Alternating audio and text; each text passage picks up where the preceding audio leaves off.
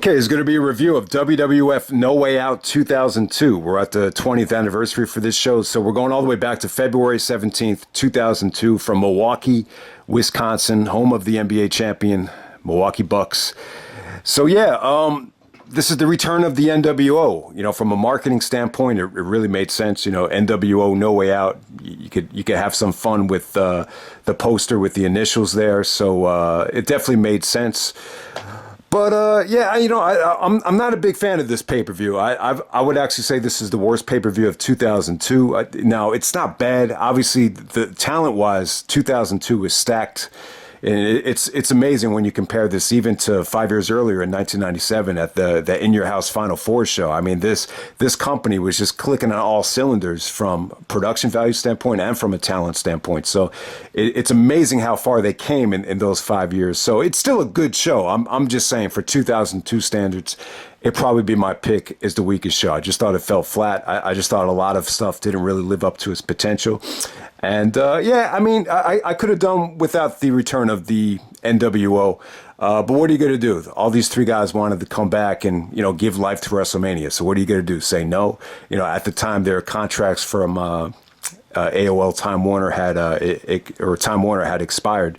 So let's get right down to it. So the pay-per-view buy rate, 15,000 in attendance. The pay-per-view buy rate, 575,000. Monster number right there. Not too far behind No Way Out 2001. So, yeah, it did well. I just feel bad for Jericho when I see these numbers. When I see the Rumble number, this number, WrestleMania 18. It's always like, you know, it's kind of like, oh, with the Rumble, you know, let's give Triple H all the credit for returning, and with No Way Out, you got to give the credit to the NWO, and with WrestleMania, obviously, you got to give all that credit to Hogan versus Rock, and you learn about how Triple H got, you know, a monster WrestleMania bonus in comparison to Jericho. So you just kind of feel bad for Jericho, and you always kind of wonder, like, what would these numbers have been, you know, if he was champion without, you know, without all these returns and this much star power. So it's just something to think about. But yeah, let's get right down to it. First thing of the night, you had the NWO come out to the ring,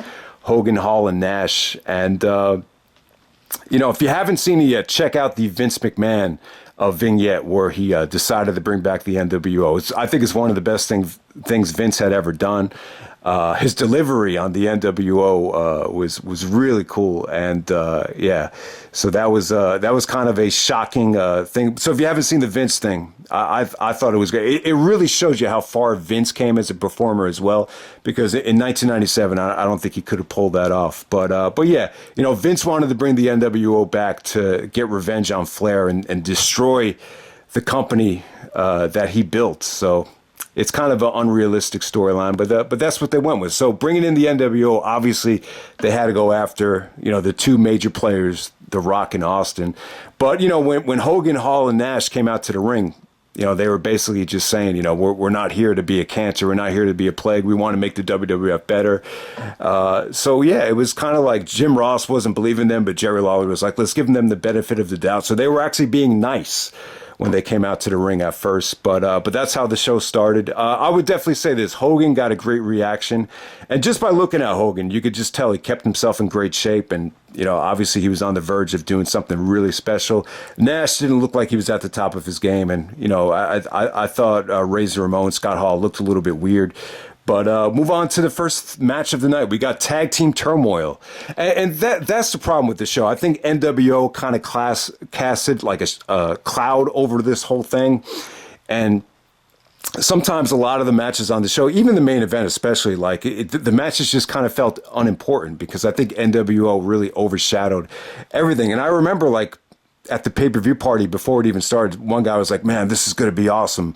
But, you know, it did. It generated a lot of excitement. But at the same time, it was kind of like, well, what are they going to do? It's like, you know, it's kind of like the expectations were so high that, you know, you were bound to be disappointed no matter what. So let's start off with the Tag Team Turmoil. Yeah, I'm not a big fan of starting pay-per-views with Tag Team Turmoil.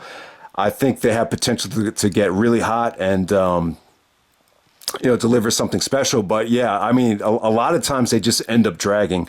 With this one right here, I thought it was okay. So let's go through the list of talent. You started this thing off with Scotty 2 Hotty and Albert taking on Christian and Lance Storm. You had the Dudleys, the Hardys, Billy and Chuck, and then you had the APA actually winning this thing. Clothesline from Hell from Bradshaw came off great, so they secure themselves a title shot at WrestleMania. The highlight of the match is probably the Hardys. The crowd was hot for the Hardys. They really had the crowd rocking. After they beat the Dudleys did the 3D. Stacy did some really good trash talking to Jeff. That was probably the highlight of the whole thing. But it definitely dragged at the end with the APA and Billy and Chuck. I'll just say this. It just seemed to me like they didn't really know exactly where to go with the tag team division. I think they wanted to try something different than just doing Dudleys and Hardys again. So at this time, they're still trying to groom Billy and Chuck. The invasion just kind of ended, so they had to rehire Chuck Palumbo and kind of polish it up a little bit before they won the belts at WrestleMania. But at this point, APA secured themselves that spot in that Fatal 4-Way at WrestleMania. So yeah, not a great way to start off the show, but for a tag team turmoil match, I thought it was okay. So next up, we got Goldust taking on Rob Van Dam. So Goldust came back at the Rumble. He came back in great shape, and his first target was Rob Van Dam. I remember he cut some promos about how there was some vignettes where he was kind of stalking RVD. Like that's as well as I can remember it. But yeah, no video package here. Arguably the match of the night. I thought this was good stuff. So Rob Van Dam won the PWI 500 for this time period, the 2001-2002 school year, to make it a little bit easier for you. I mean, it's just the PWI 500 that whole year, it was wide open because there was not one guy had a really long triumphant title reign. I guess Jericho had the longest reign, but because of how that was booked and the aftermath of it, the PWI 500 was wide open. So without even winning the championship, Van Dam was able to do it, and I like the pick. It felt like a non-kayfabe pick. But yeah, Rob Van Dam and Goldust just had a sweet little match here. Good chemistry. Goldust pretty much controlled the match. Van Dam did some really unique counters to a lot of Goldust's submissions, heat segments. And I thought Goldust's game plan was really, really on spot here. He hit Van Dam with a beautiful DDT after getting out of the way for the frog splash. Van Dam looked like an eye on that. So yeah, pretty good stuff. And good chemistry.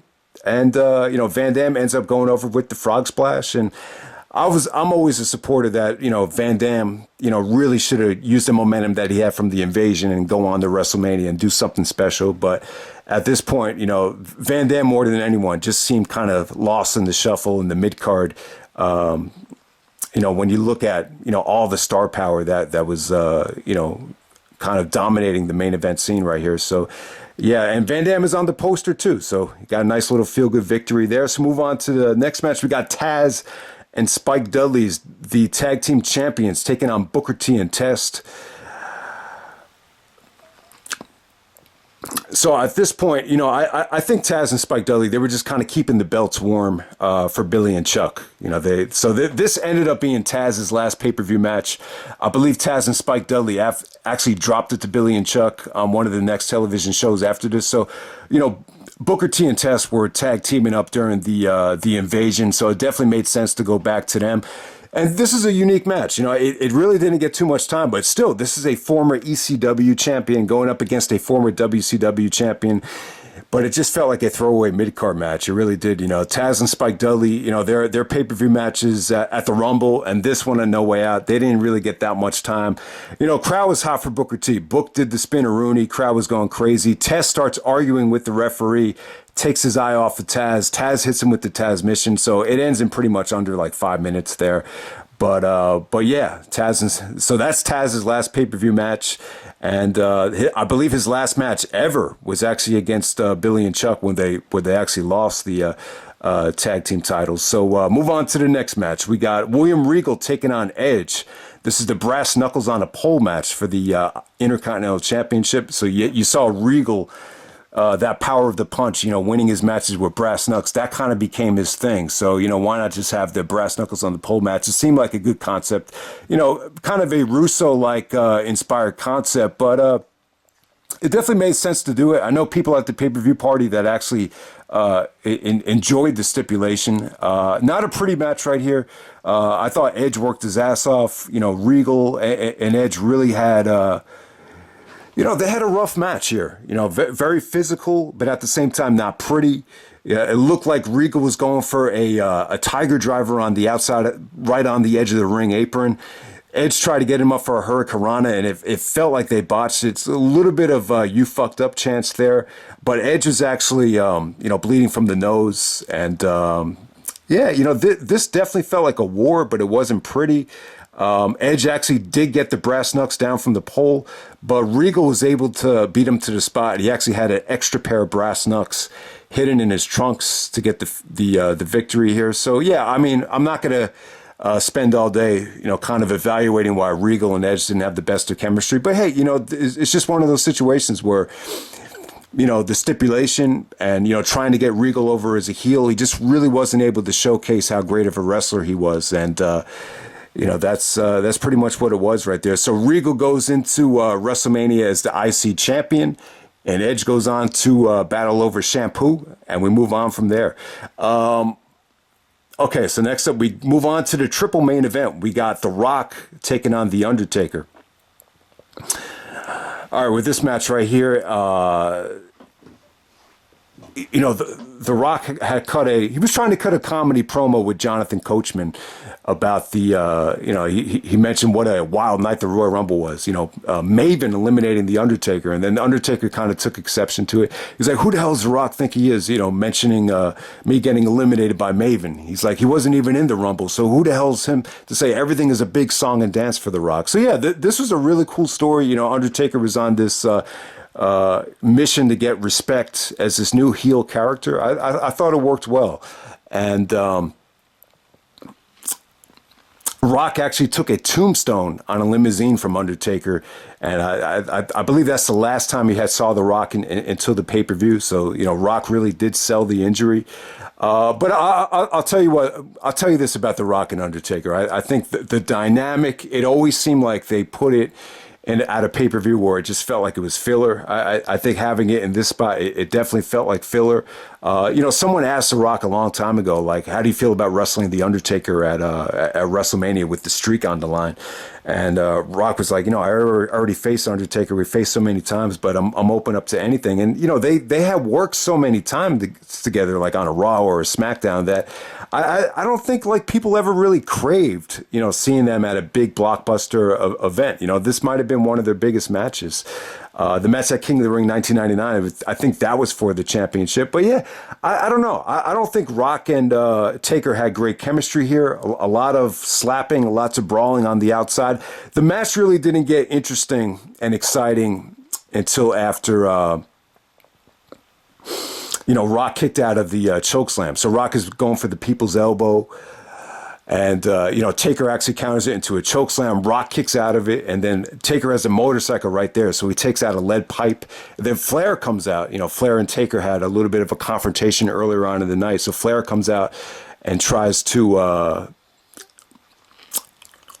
take the weapon out of Taker's hands. And then Vince comes out because, Vince is kind of dead set about, he has a vendetta against The Rock for the Rikishi stuff. And he wants the NWO to destroy The Rock.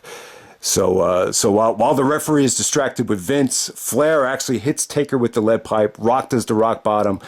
And gets the feel-good victory there. Yeah, so, the crowd was really good here towards the end. But, for the most part, I can't say that Rock and Taker had unbelievable chemistry, but this is just filler, to get Taker to WrestleMania to go with Flair, to get Rock that big monster victory, so he can move on to bigger and better things with Hulk Hogan the next night. So it is what it is. I mean, the funny thing about this match is when Rock comes out, he actually runs to the ring, and that's because the last time he had seen him, he actually got tombstoned on a limousine. So he's still kind of selling the fact that he wants revenge for that the tombstone injury. So move on to the next match. We got Kurt Angle taking on Triple H. We got Stephanie McMahon as the special guest referee.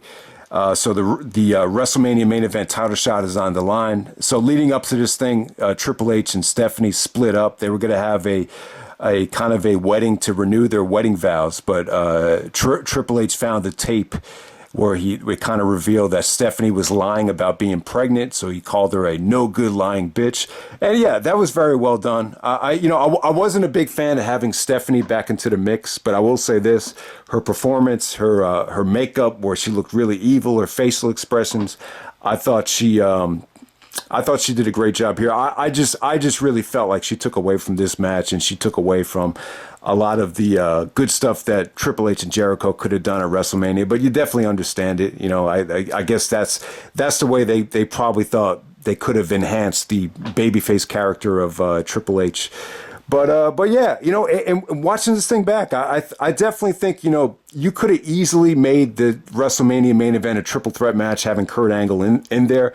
I think it would have solved a lot of problems. But at the same time, we're not far removed from WrestleMania 16, where just a lot of people thought, WrestleMania should be one-on-one because, what happened at WrestleMania 16 was kind of a train wreck. So that was probably the thought process at the time. But in terms of Triple H and Angle here, yeah, definitely not their best match. I thought, Stephanie definitely took away from the match, even though, she did get injured and she was out of the match for a long period of time.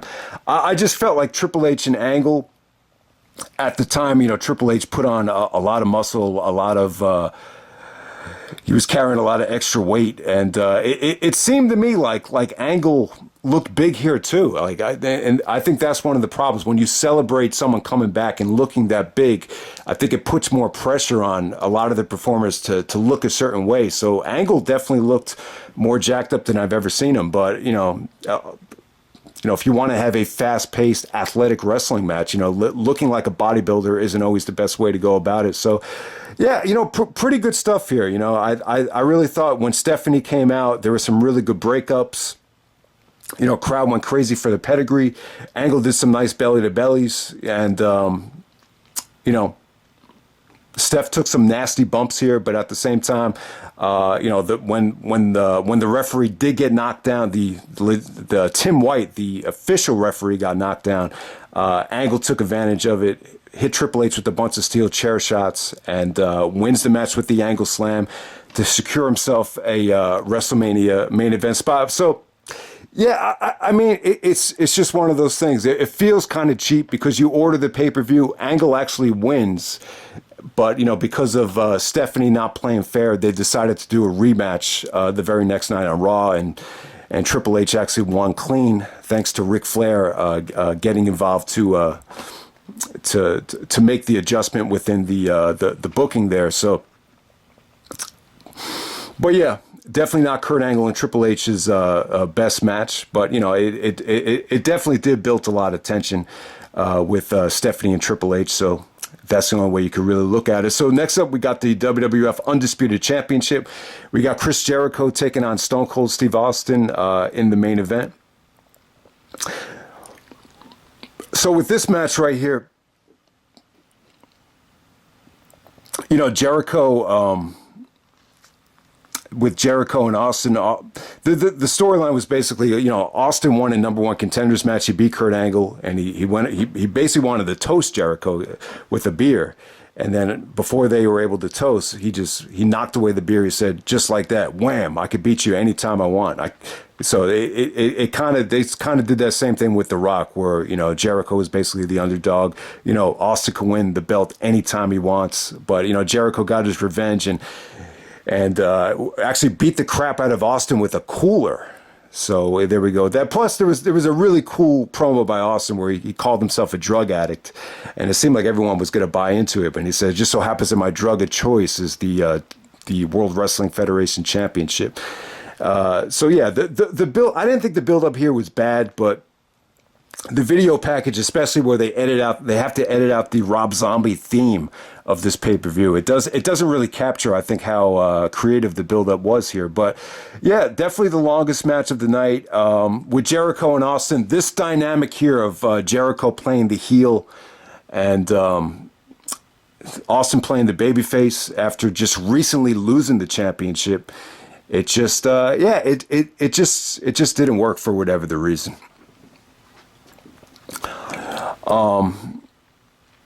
And it definitely kind of felt like they were just kind of buying time. Like it felt like they were really, really wasting time here. Like Jericho, and Austin. They did a lot of Austin was doing a ton of chops, and for whatever reason, it just never really got going.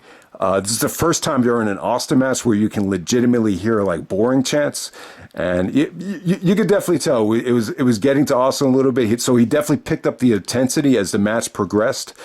But yeah, I just felt like they really wasted a lot of time. I mean, maybe it went a little bit too long. They went 23 minutes, but when they started going into the referee stuff where Jericho incorporated the belt into the ring, I thought it got really good. Jericho actually busted out some really good lion salts, though. But that might be where the crowd kind of got confused, because you're seeing this heel that's a high flyer, working his ass off, doing all these, springboard lion salts. It's kind of like, who are we supposed to cheer for here? So maybe that was a little bit, out of character for Jericho. But I thought once they brought the belt into the ring, and once, Earl started taking some bumps, I thought they did some pretty creative things. The execution of the breakdown on the belt actually came off great. Jericho finally nailed that spot. It seemed like a lot of times before this, the breakdown move didn't really get the execution or the reaction that they were hoping for, but they got it there. And then Austin's able to get the stunner, while the referee's out of the ring. But then, very predictable, though. You kind of knew the NWO was coming out, and like the fans just were not fooled here. And maybe that was one of the problems. I think maybe they just weren't invested in any of the finishers here, because they just knew what to expect. I mean, you can't promote the NWO at a pay-per-view without them coming out. So Hogan, Hall, and Nash come out while the referee's down. Austin looks like he's in a rage. The fans start going crazy when Austin starts punching all three of them. But then Scott Hall hits Austin with the stunner, and Austin stays down from one stunner to Scott Hall. And I'll tell you what, guys, you could just tell by Austin's body language, and Jericho even admitted that, there is something. It's well documented. Jericho even admitted that, Austin, there's just something wasn't right with him. Even the body language that Austin showed in the segment with the NWO, he just didn't look like he was in good state of mind when Austin didn't accept the 6-pack of beer. But yeah, he stays down from the one stunner. They spray paint the NWO on Austin's back. And but you had to do it. You're bringing in the NWO. They're going to screw Austin. I mean, there's no way around it. One guy's going to face The Rock. Someone else has to face Austin. Maybe it would have been better if it was Kevin Nash.